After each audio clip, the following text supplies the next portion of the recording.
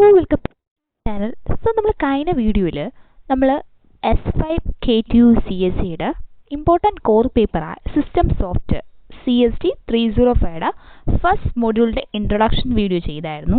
നമ്മളതിൽ എന്താണ് mainly discuss ചെയ്തത്?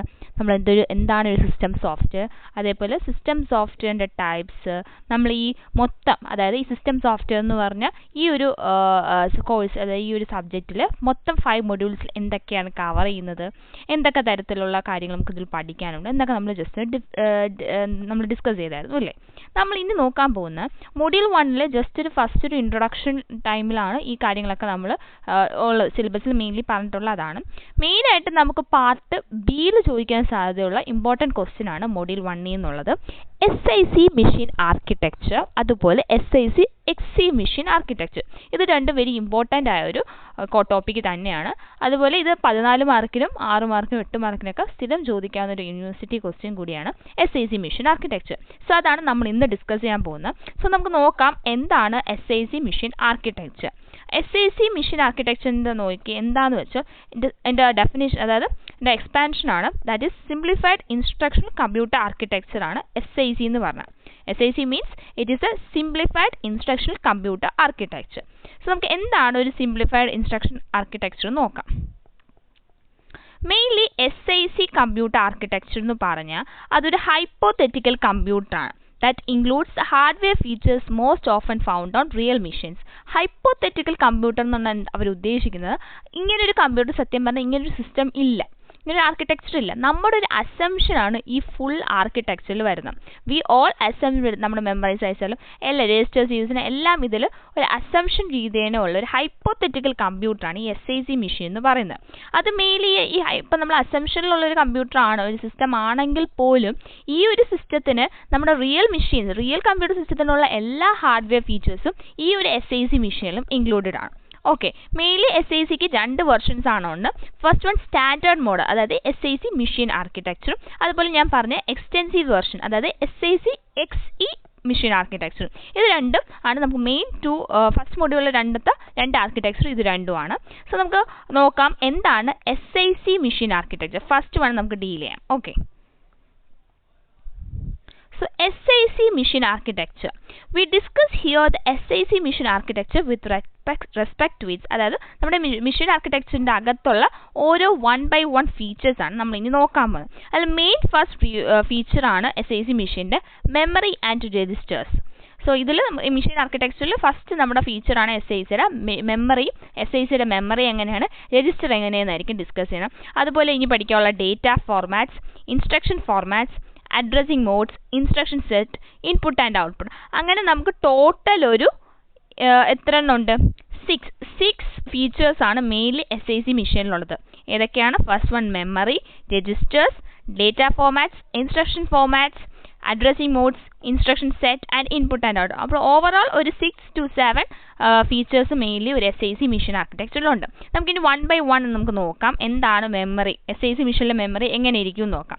So memory, there are 21 bytes in the computer memory, that is 32,768 bytes. അപ്പോൾ mainly നിങ്ങൾ ഈ PPTയിലുള്ള നിങ്ങൾ നോക്കണ്ട, ജസ്റ്റ് ഇത്രയും കാര്യം അറിഞ്ഞാൽ മതി. SIC മെഷീൻ കൺസിസ്റ്റ് ആവുന്നത് 8 bit bytes ആണ്. ഓക്കെ, എത്രയാണ്?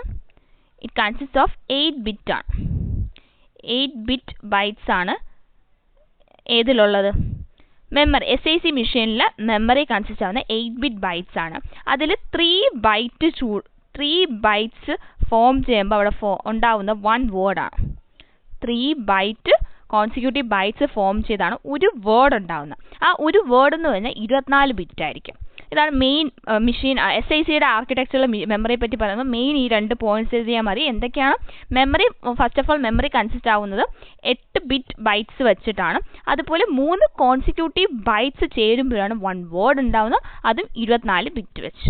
ഇത്രയാണ് മെയിൻലി പഠിക്കാനുള്ളത്. അതിൽ നമ്മൾ ഈ PPTയിൽ പറഞ്ഞിരിക്കുന്ന ഫസ്റ്റ് ഇത് പറഞ്ഞ് 21 ബൈറ്റ്സ് എന്ന് പറഞ്ഞിരിക്കുന്നത് ടോട്ടൽ എമൗണ്ട് ആണ്. ഓക്കെ, ടോട്ടൽ 32,768 ബൈറ്റ്സ് ആണ് പറഞ്ഞിരിക്കുന്നത്. Okay, it uses little endian format to store the numbers.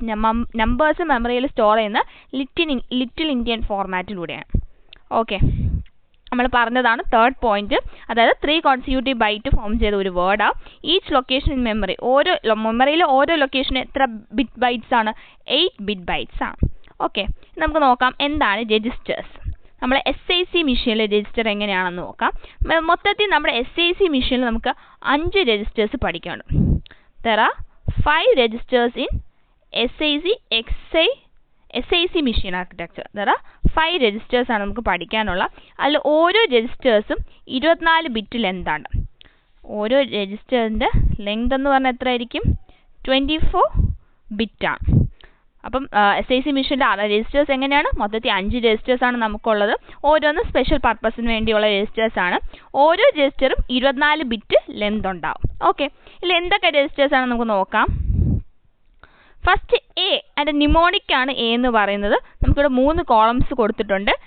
രജിസ്റ്റേഴ്സിൻ്റെ pneumonic, അതിൻ്റെ നമ്പർ, അതേപോലെ രജിസ്റ്ററിൻ്റെ നെയിം, അതേപോലെ യൂസ്. First one pneumonic. അത് എ എന്നാണ് നിമോണിക്. നമ്മൾ ഈ എ എന്ന് പറഞ്ഞ നിമോണിക് പണ്ട് ക്ലാസ്സിൽ പണ്ടൊക്കെ നമ്മൾ കഴിഞ്ഞ സെമ്മിലൊക്കെ പഠിച്ചിട്ടുണ്ട്. എ എന്ന് പറഞ്ഞാൽ എന്താണ്? It's accumulator. അതിൻ്റെ നെയിം വന്നിട്ട് accumulator and it's denoted with the number 0 and main use എന്ന് പറഞ്ഞാൽ അക്യൂമുലേറ്ററിന് എന്താണ്? Used for arithmetic operation. Arithmetic ഓപ്പറേഷന് വേണ്ടി മെയിൻലി യൂസ് ചെയ്യണതാണ് എന്ത്? എ അല്ലെങ്കിൽ അക്യുമുലേറ്റർ. ഓക്കെ, ദാറ്റ്സ് ക്ലിയർ ആണല്ലോ. നെക്സ്റ്റ് നിമോണിക് വന്നിട്ട് എക്സ് ആണ്. എക്സ് ഈസ് ഓൾസോ നമ്മൾ COയിലൊക്കെ പഠിച്ചു. എക്സ് എന്ന് പറഞ്ഞാൽ ഇൻഡെക്സ് രജിസ്റ്റർ ആണ്.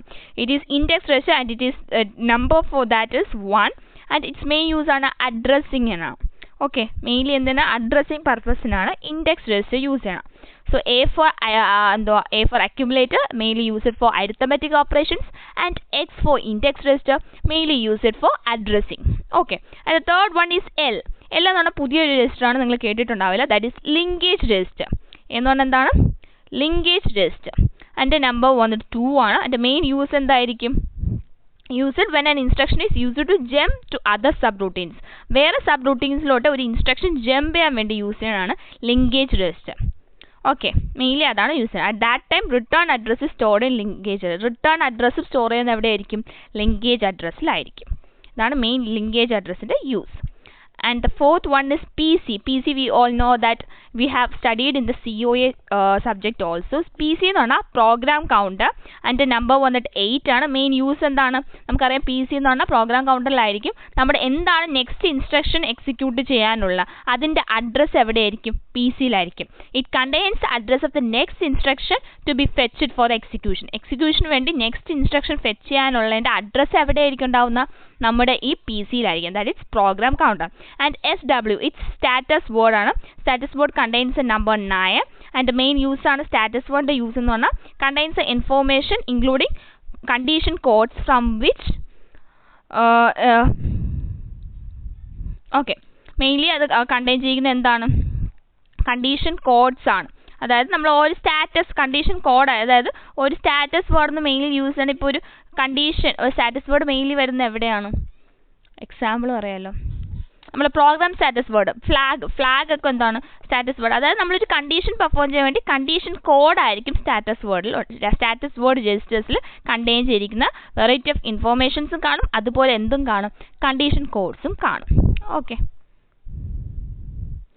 നമുക്ക് നെക്സ്റ്റ് നമ്മളിപ്പോൾ രജിസ്റ്റർ നോക്കിയില്ലേ? മെമ്മറി നോക്കി, രജിസ്റ്റർ നോക്കി. Third feature of SIC machine is data formats. എന്താണ് ഡേറ്റ ഫോർമാറ്റ്സ്? നമ്മൾ ഡേറ്റ ഫോർമാറ്റ്സ് ഒക്കെ കഴിഞ്ഞ ക്ലാസ്സിൽ നമ്മൾ C പ്രോഗ്രാമിലൊക്കെ ഡേറ്റ ഫോർമാറ്റ്സ് പഠിച്ചിട്ടില്ലേ? ഇൻറ്റീജർ, ക്യാരക്ടർ, അതുപോലത്തെ സെയിം കൺസെപ്റ്റാണ് ഇവിടെ പഠിക്കുന്നത്. മെയിൻലി നമ്മുടെ SIC മെഷീൻ ആർക്കിടെക്ചറിൽ 2 ഡേറ്റ ഫോർമാറ്റ്സേ ഉള്ളൂ. There is only 2, that is integer and character.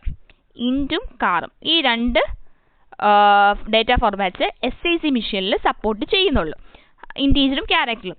അതിൽ ഇൻറ്റീജർ എന്ന് പറഞ്ഞാൽ ഇൻറ്റീജറിന് 24 ബിറ്റ് ബൈനറി നമ്പർ ആയിരിക്കും സ്റ്റോർ ആവുന്നത്. അതേപോലെ 2's കോംപ്ലിമെൻറ്റ് ഇൻറ്റീജറിൻ്റെ നെഗറ്റീവ് വാല്യൂസിനെ റെപ്രസെൻറ്റ് ചെയ്യും. Characters are stored using 8 bit ASCII values. 8 bit ASCII values ആയിരിക്കും characters. Integers 24 bit binary numbers ആയിരിക്കും. No floating point hardware on the standard version of SIC. SIയുടെ standard വേർഷനിൽ floating point supported അല്ല. It is not supported. Okay, so only എന്തൊക്കെയാണ് data format support ചെയ്യുന്നത്? Character and integer. Integer 24 bit ആണ്, character ആണ് 8 bit ASCII കോഡായിരിക്കും. Okay, ഇത്രയും clear ആണല്ലോ. ഇതാണ് ഡേറ്റ ഫോർമാറ്റ്സിനെ പറ്റി. ഇനി നെക്സ്റ്റ് വരുന്ന instruction format. or addressing modes. Instruction formatന്റെ അകത്ത് വരുന്നതാണ് എന്ത്? Addressing modes. Addressing modes നമുക്ക് നോക്കാം.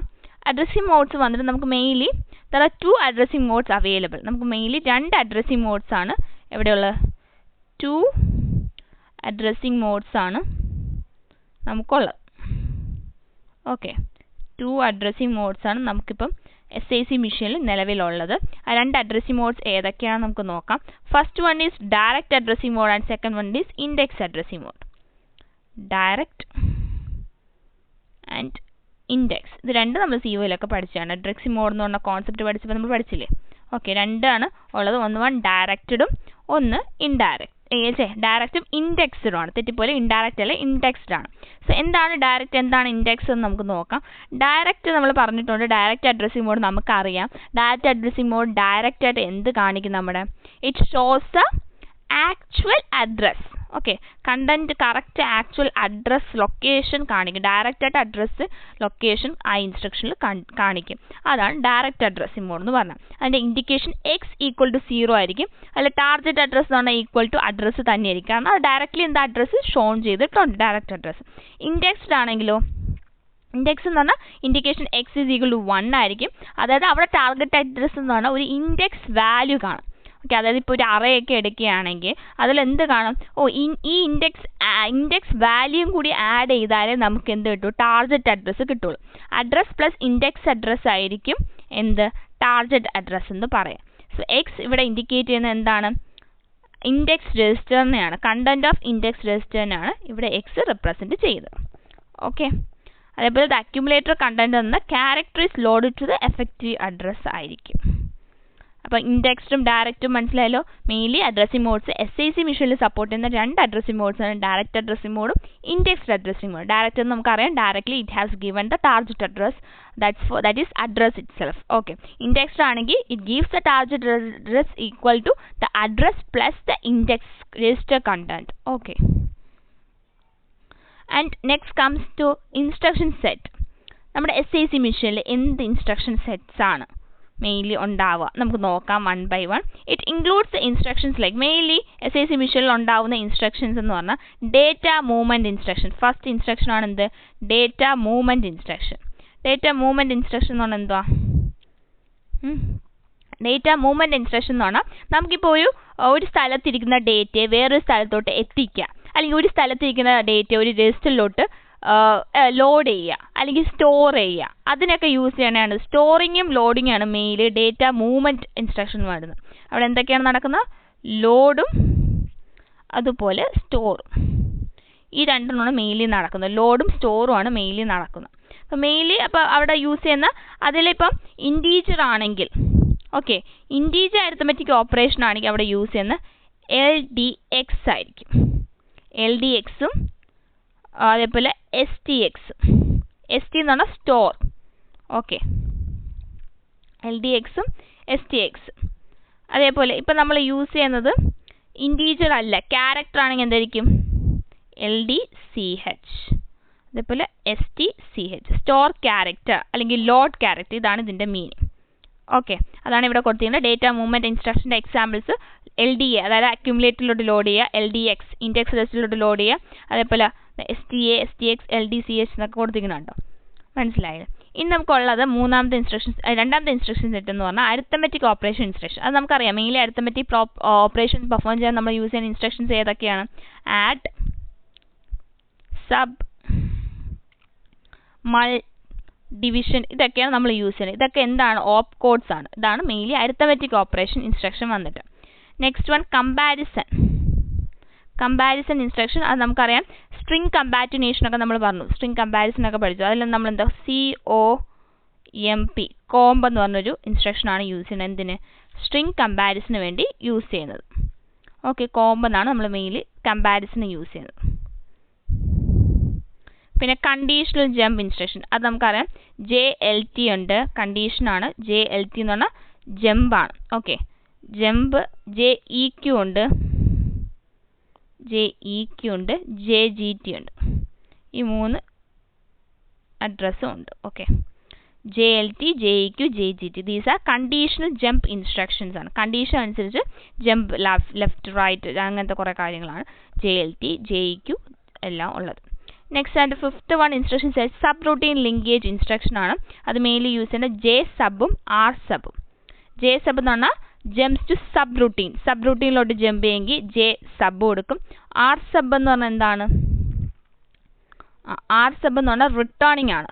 Returns by jumping into the address containing in register L.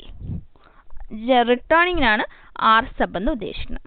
Okay, so അപ്പോൾ നമ്മൾ ഇൻസ്ട്രക്ഷൻ സെറ്റ് നമ്മൾ നോക്കി. ഇൻസ്ട്രക്ഷൻ സെറ്റ് നമ്മൾ മൊത്തം 5 ഇൻസ്ട്രക്ഷൻസ് ആണ് മെയിൻലി ഇൻക്ലൂഡ് ആവുന്ന SIC മെഷീനിൽ. Data movement instruction, arithmetic operation instruction, comparison instruction and also conditional jump instruction and last subroutine linkage instructions. Okay,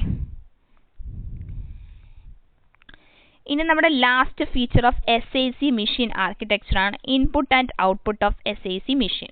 നമ്മുടെ SIC മെഷീനിലെ ഇൻപുട്ട് ആൻഡ് ഔട്ട്പുട്ട് ആണ്.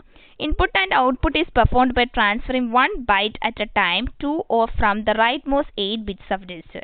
സോ SIC മെഷീനിൽ input and output perform ചെയ്യുന്ന ഒരു byte at a time to or from the rightmost 8 bit of a register.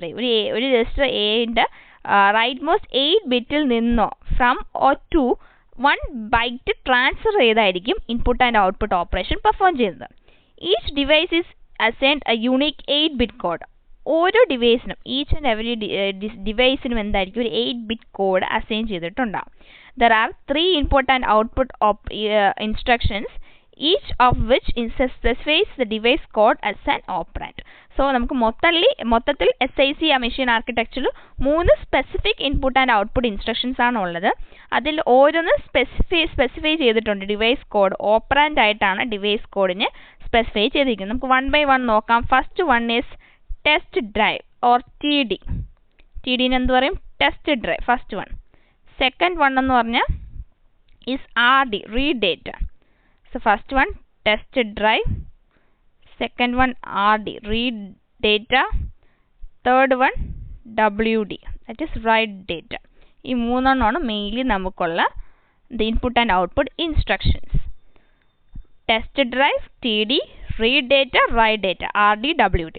Test drive എന്താണ്? Mainly ഇത് ഉദ്ദേശിക്കുന്നത് instruction testers whether the address device is ready to send or receive a bit of data. അതായത് address ചെയ്തിരിക്കുന്ന device ready ആണോ ഒരു data receive ചെയ്യാൻ അല്ലെങ്കിൽ ഒരു ഡേറ്റ സെൻഡ് ചെയ്യാൻ റെഡി ആണോ എന്ന് ചെക്ക് ചെയ്യുന്ന ഒരു ഇൻസ്ട്രക്ഷനാണ് ടെസ്റ്റ് ഡ്രൈവ്. ടെസ്റ്റ് ഡ്രൈവ് അല്ല, ടെസ്റ്റ് ഡിവൈസ് ആണ്. ഓക്കെ, ടെസ്റ്റ് ഡിവൈസ് എന്ന് പറയുന്നത്. Condition code is set to indicate the result of this test. അപ്പോൾ ഒരു കണ്ടീഷൻ കോഡായിരിക്കും ഈ ടെസ്റ്റിന് ഇൻഡിക്കേറ്റ് ചെയ്യാൻ വേണ്ടി യൂസ് ചെയ്യുന്നത്. അത് മെയിൻലി ഗ്രേറ്റർ ദാൻ ആണോ ഈക്വൽ ടു, അതായത് സെറ്റിംഗ് ലെസ് ദാൻ ആണ് it indicates the device is set to ready ആണെന്നാണ് എൻ്റെ അർത്ഥം. ഓക്കെ, ലെസ് ദാൻ ആണെങ്കിൽ it is been set that the system is the device is ready to send or receive the data. Equal to ആണെങ്കിൽ not ready. Okay, not റെഡിയാണ്. അപ്പോൾ ഇതാണ് മെയിനിലുള്ള condition test ഡിവൈസിൽ. ഇനിയുള്ള RD, റീഡ് ഡേറ്റ. അറിയാം, RD എന്ന് പറഞ്ഞാൽ എന്താ? ഡിവൈസിൽ നിന്ന് ഡേറ്റ റീഡ് ചെയ്യുക. WD, റൈറ്റ് ഡേറ്റ, റൈറ്റ് ചെയ്യുക. A program must wait until the device is ready and then execute read data. First നമ്മൾ ഒരു ഇൻപുട്ട് ആൻഡ് ഔട്ട്പുട്ടിൽ പ്രോഗ്രാം ആണെങ്കിൽ അതിൽ ഫസ്റ്റ് ടെസ്റ്റ് ഡിവൈസിൽ നിന്ന് റെഡി ആണോ എന്ന് പറഞ്ഞ സിഗ്നൽ വരണം. എന്നാൽ മാത്രമേ എക്സിക്യൂട്ട് ചെയ്യുള്ളൂ. execute a read data അല്ലെങ്കിൽ write data execution നടത്തും. The sequence must be repeated for each byte of data to be read or write. Okay, നമുക്കൊരു എക്സാമ്പിൾ നോക്കാം. എക്സാമ്പിൾ പ്രോഗ്രാം ഓഫ് SIC മെഷീൻ്റെ ഒരു എക്സാമ്പിൾ ആണ്. നമുക്ക് അടുത്ത ക്ലാസ്സിൽ നോക്കാം SIC മെഷീൻ്റെ എക്സാമ്പിൾസ്. ഓക്കെ, സോ ഈ വീഡിയോ നിങ്ങൾക്ക് ഇഷ്ടപ്പെട്ടെന്ന് വിചാരിക്കുന്നു. ഇഷ്ടപ്പെട്ട ലൈക്ക് ചെയ്യുക, ഷെയർ ചെയ്യുക, സബ്സ്ക്രൈബ് ചെയ്യുക. And for more videos stay tuned in our channel. Thank U.